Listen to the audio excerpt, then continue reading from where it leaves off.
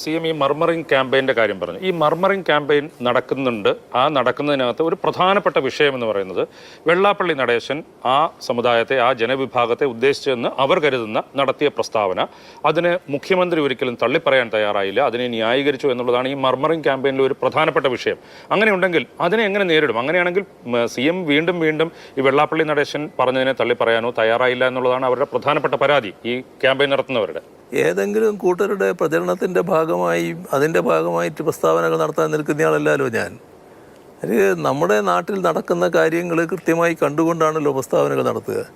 ഈ പറയുന്ന വെള്ളാപ്പള്ളി നടേശൻ പറഞ്ഞതിനെ സംബന്ധിച്ച് ആക്ഷേപം ഉയർന്നപ്പോൾ അദ്ദേഹം തന്നെ അതുമായി ബന്ധപ്പെട്ട് വിശദീകരണം നൽകിയിട്ടുണ്ട്. അതിൽ അദ്ദേഹം പറഞ്ഞത്, ഞാൻ ഒരു ഘട്ടത്തിലും മുസ്ലിം വിഭാഗത്തിനെതിരായിട്ടുള്ള ആളല്ല, ഞങ്ങൾ ഒന്നായി നിന്നുകൊണ്ട് നടത്തിയ പ്രക്ഷോഭങ്ങളുടെ ചരിത്രമൊക്കെ അദ്ദേഹം പറയുന്നുണ്ടായിരുന്നു.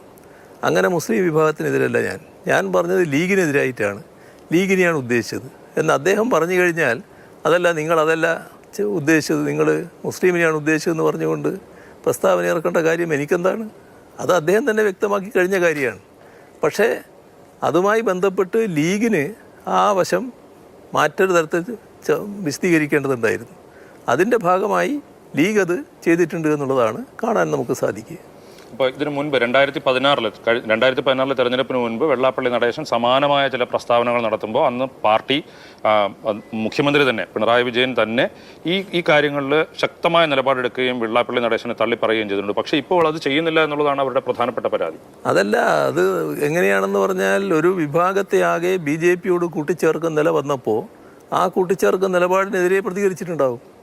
അത് ആ ഒരു നിലപാട് ഇതിനകത്ത് കാണാൻ കഴിയില്ലല്ലോ. ഇതിനകത്ത് ലീഗിനെതിരെ പറഞ്ഞ കാര്യങ്ങളാണ്. ലീഗിനെതിരെ പറയുന്നു എന്നുള്ളത് കൊണ്ട് ഏതെങ്കിലും വിഭാഗത്തെ കൂട്ടിച്ചേർക്കുന്നില്ലല്ലോ, അതിനെതിരെ പറയേണ്ട കാര്യം വരുന്നില്ലല്ലോ.